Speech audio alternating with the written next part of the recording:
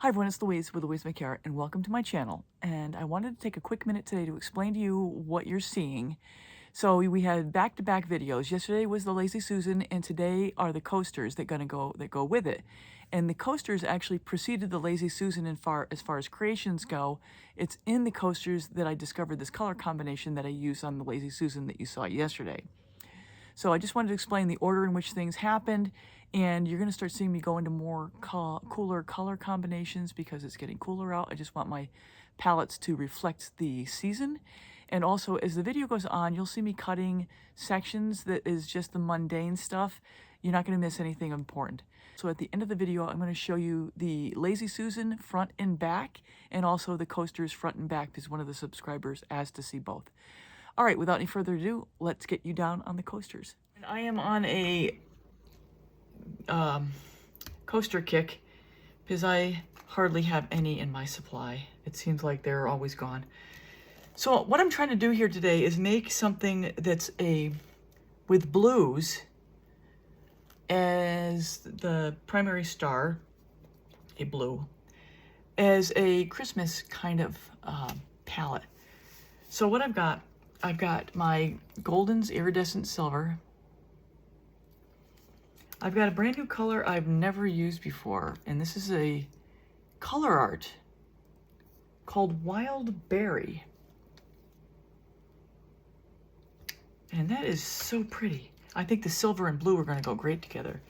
And then I'm not sure about this green, but I'm going to give it a shot. This is a combination of a variety of things. Cadmium, Oxide Green by Arteza, Sky Blue by Arteza, and then Golden's Carbon Black. Here's TLP Sea Glass.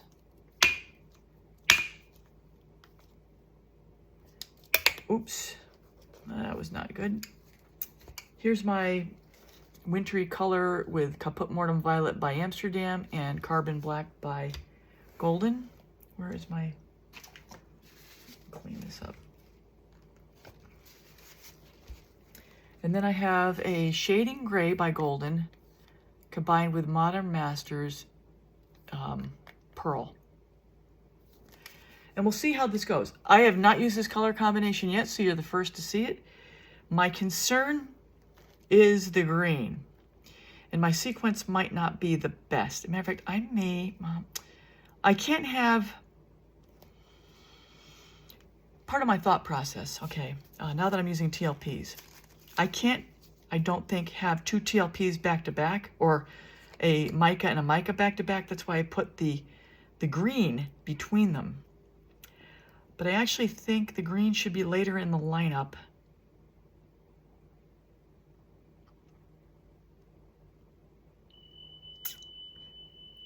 I'm going to go with this and see what happens. And then I got my white cell activator. So let's just get started. You know?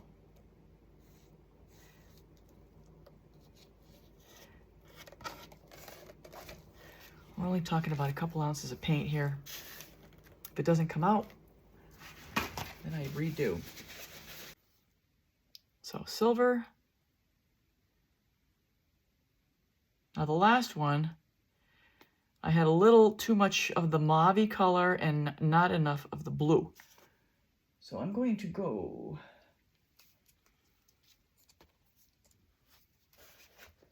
So I'm going to go with more blue. And this is Color Arts Wild Berry. And yeah, this is the first time ever using color art, and I am a fan. I am a fan. I'm going to lay on the blue. Now this is the green, which is a cadmium oxide green with carbon black from Golden. So the green is from Arteza. And then there's sky blue in there from Arteza. And I talked about this in the other videos, but the blue, I have blue also in the silver. And I wanted the blue to be a constant color that is either ever present or underlyingly present in the palette. So that's why I've got blue in every of the first three colors laid down. Every of the first three. That's why I have blue in each of the first three colors, whether it's subtle or obvious. And these are some of the things I think through when I'm getting a color palette going. What color do I want to play up the most? In this one, the blue is the star, believe it or not, even though I want this to be a wintry feel. But blue can be very wintry. I mean, I don't know if you've seen cold ice. Well, obviously, ice is cold. If you've seen ice in the wintertime, and sometimes it is blue. Especially if you see icicles. Icicles can be blue, especially if there's water running underneath it. Like if you're at a stream.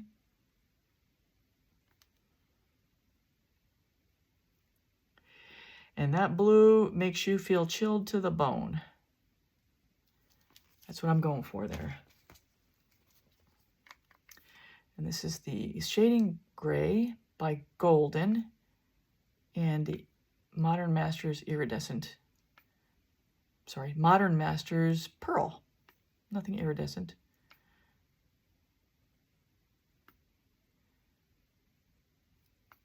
Okay.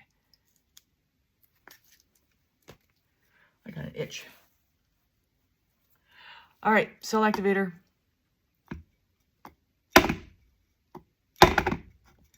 Bang it out before it starts. And it spreads it out too, so it's 2 for 1 special. I don't want that to be over the edge yet. All right, here we go. And this is my American Floetrol Cell Activator recipe video 141. I'll link it above if you want to take a look at that. And the black. Here we go. I'm going to go this way a little bit.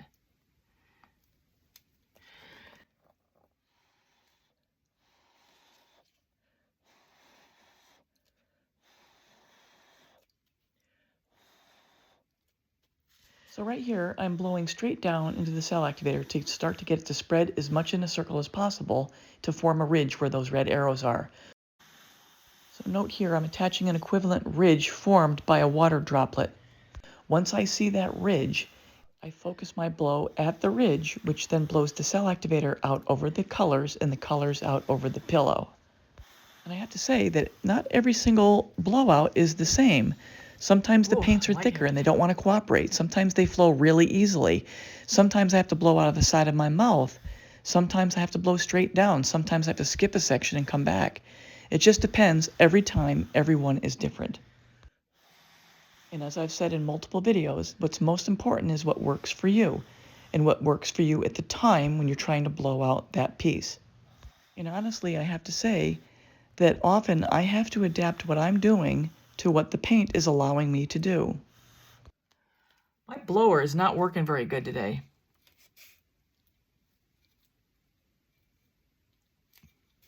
Yet I'm still able to make some pretty nice looking things. Yes. I mentioned this in prior videos. The importance of your recipe, your consistency, which in this case it's thick, which is probably too thick. The colors that you choose, those three things are probably the most important thing in coming up with a good creation. And then, of course, you have to have the right sequence to help it all out. Air bubbles popping up all over the place. And most times it's got color underneath, so it's all good. It's when you get that pillow that percolates up with a bubble and turns it white. And it's like, oh, I got to get rid of that.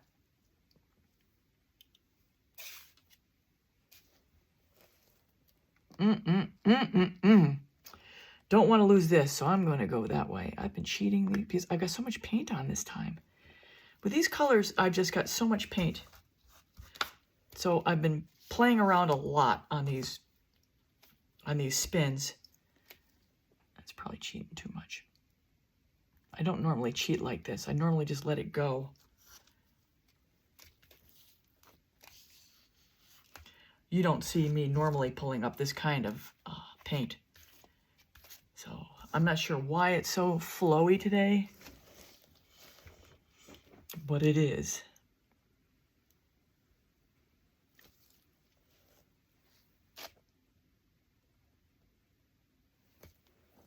I'm looking at the other colors to see how it's looking. This is cool. This swoop. Oh, and it's like a scallop of cells through there. Oh my gosh, it's really cool. I don't want to lose that. I can lose that.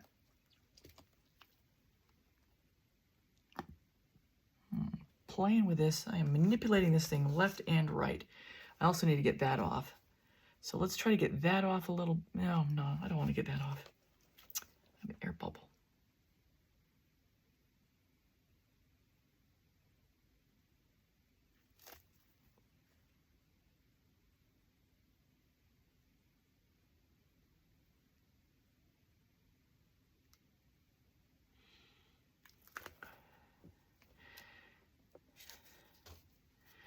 I don't like the way that one came out.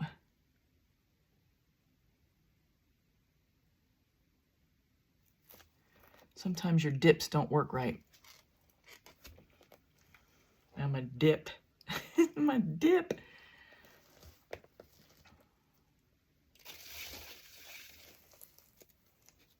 Oh, this is spreading like an eagle's wings. Okay, let's see if I can just get that little punk off. I'm sorry I'm playing with this thing so much, but I feel compelled to. I started a trend, so I gotta kind of follow through, I think. Really playing with this one. Almost got it off. One more spin will do it. And then I'm gonna put these bad boys to sleep because they are so ready for bed.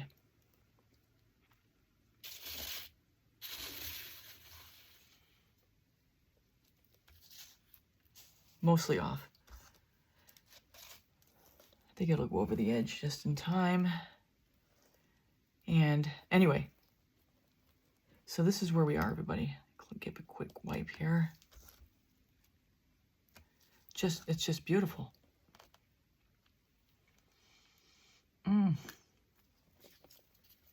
Look at this. That is a wintry, holiday-ish vibe, I think.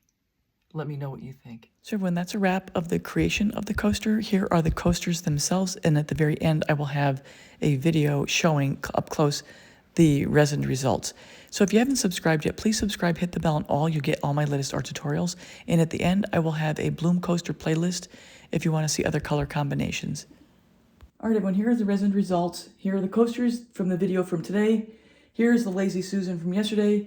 And one of my subscribers asked about it being resined, and yes, it's resined. And they also asked about the back. Here's the back. There's not much to show, except for that it's clean. And if anybody wants to see how I do clean the back, protect it, and clean it in the end, it's video 192. And I've since then learned other tricks, but video 192 will get you started as to the process. I'll be back in a second to give a close-up on those coasters. As I just said, here is the pair, the coaster and the Lazy Susan. But here we go on the coasters. So here's a close-up resined result, close-up resined result, and close-up resined result. And if you're interested in seeing the back, here's the back on these. I hit it with my stamp, put on some self-adhesive cork, and we're good to go. And that's all she wrote, folks.